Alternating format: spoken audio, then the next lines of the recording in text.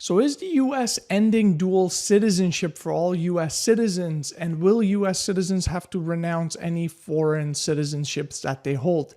This is the topic of today's video. In this video, I'm going to go over this new bill that was introduced in Congress that would strip essentially US citizens of dual citizenship, or would make US citizens lose their US citizenship.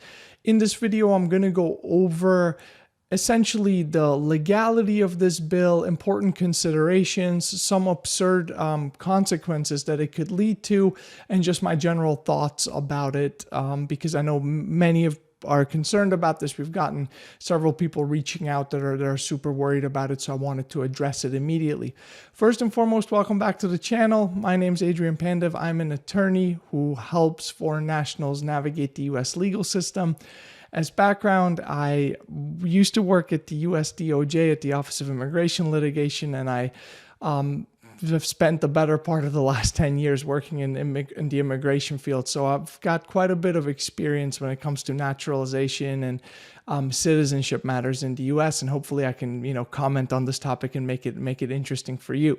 If you like the content, please hit the like button. If you like the channel, please subscribe. That tremendously helps me. And that being said, let's jump right into the topic of discussion, which is Senator Moreno from Ohio introducing what is titled the Exclusive Citizenship Act of 2025. And let's jump right into what it actually says. So what this bill does is it creates an ultimatum for any US citizen who holds foreign citizenships, whether it's one foreign citizenship or multiple. It creates a one-year deadline during which any such US citizen has to renounce their foreign citizenship by writing to the US Secretary of State, essentially Department of State. Or alternatively, one can renounce their US citizenship through a Department of Homeland Security process. If during this one-year period, an individual does neither, so essentially doesn't renounce foreign citizenship with Department of State or renounce their US citizenship with the Department of Homeland Security, in that case, the individual will be deemed to have automatically relinquished their US citizenship. So essentially, if nothing is done during that one-year deadline period, you automatically lose your US citizenship. In addition to that, any US citizen who acquires a foreign citizenship in the future will automatically relinquish, essentially voluntarily, their US citizenship upon becoming a citizen of another country in the future. So given that the US is a land of immigrants, I understand that so many are concerned about this bill because so many Americans hold dual citizenship or multiple citizenships.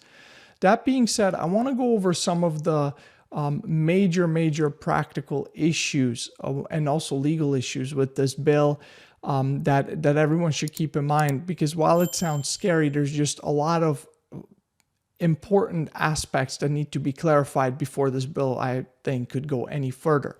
The first one is the issue of renouncing is not so easy in many countries. So while the US has a formal system of renouncing US citizenship, not every country allows its citizens to give up their citizenship. So if you're born in one of those countries or born to a parent from one of those countries, you may be a citizen of that country without an ability to give it up.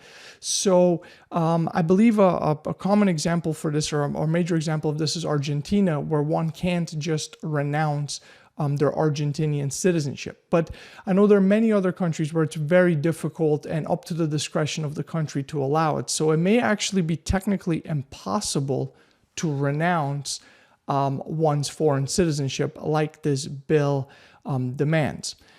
In addition to that, the way the renunciation would occur under this bill is by writing to the Secretary of State, writing a letter to the U.S. Secretary of State. But the problem is the U.S. Secretary of State does not have the authority and the power to renounce and end one's citizenship in a foreign country. That has to be done by the authorities in that foreign country.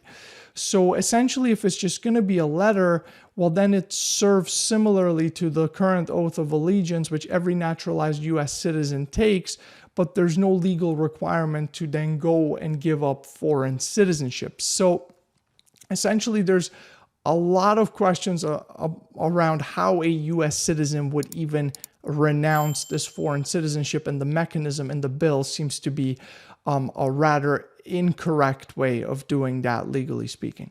Similarly, there's an interesting legal issue on the renunciation of U.S. citizenship side of the bill, because it says that if one doesn't want to renounce their foreign citizenship within a year, they have to renounce their U.S. citizenship with the Department of Homeland Security.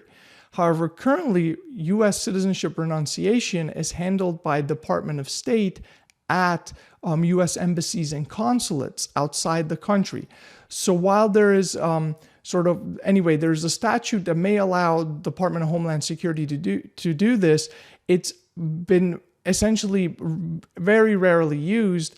And if now DHS were to have to handle all these renunciations, it would create a ton of extra work for the agency, and new processes need to be created, which seems just highly unlikely if you ask me. Now, on top of all of these legal considerations, there is a massive tax consideration, which wouldn't involve immigration agencies, but more the IRS and essentially individuals filing these tax returns. If all these U.S. citizens all of a sudden were to become no longer U.S. citizens, right? They treat their citizenship as renounced. Well, they may be subject to the exit tax, right? So I don't want to go into it in this video. There's a specific set of rules, but if you have a certain amount of income, certain net worth, when you exit the U.S., the U.S. tax code treats your assets as if you sold them on the day of exit and taxes them according to that. So there would be a huge exit tax event. And because essentially the bill says that anyone who doesn't do anything in that 1 year time frame automatically, voluntarily relinquishes their U.S. citizenship, there could be essentially millions of Americans who could have to pay this exit tax on their way out, which could become a massive issue as well from a tax perspective, not just immigration perspective. Perhaps the most interesting practical consequence if this bill were to become law is that it would actually negatively impact the president's family, because both the First Lady and the president's son are dual citizens, U.S. and Slovenian dual citizens. So it would require them to relinquish their Slovenian citizenship, which is just an interesting sort of practical consequence affecting the president and the president's family. If all of this isn't enough, there's actually a very big constitutional law question which calls the bill's legality into question. So there's a case called Afroyim v. Rusk in which the Supreme Court held that Congress cannot take U.S. citizenship away from a U.S. citizen, and that U.S. citizenship can only voluntarily be relinquished. So unless it's a voluntary act, one cannot lose their U.S. citizenship. Now, the way this bill tries to go around that is by setting up essentially this waiver where the argument will be it's voluntary because the individual had that choice in that 1 year period whether to keep it or not. I am not convinced that that's going to be held to be a voluntary act by a U.S. citizen that would meet these standards set in the Afroyim case. And essentially, this bill will likely be argued to be a violation of one's constitutional rights under the 14th Amendment as clarified in that Afroyim case. So if you've gotten this far into the video, you can probably tell that I don't think that this bill in its current form is going to become law. I just think there's too many legal issues, constitutional issues, practical issues with this bill for it to become law. So if you're worried about that, I think most probably that is not a concern.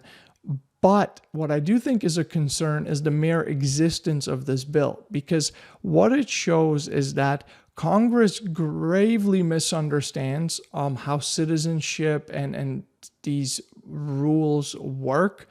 And what is completely misunderstood here is that one could become a dual citizen without them taking any actions, right? You could derive citizenship due to the birthplace of your parent in some cases, or your birthplace because your parents were vacationing in a particular country, right? So there's a lot of ways that one can become a dual citizen without one ever intending to become a dual citizen. And what the problem with these bills is that it could restrict a American citizen's ability to essentially freely live their life and take certain jobs, et cetera, et cetera. So that's where I would be very, very concerned, because I'm concerned where this could lead, where this is a first step in sort of a scary pathway towards restricting certain Americans from participating in certain processes, and that I think will be scary.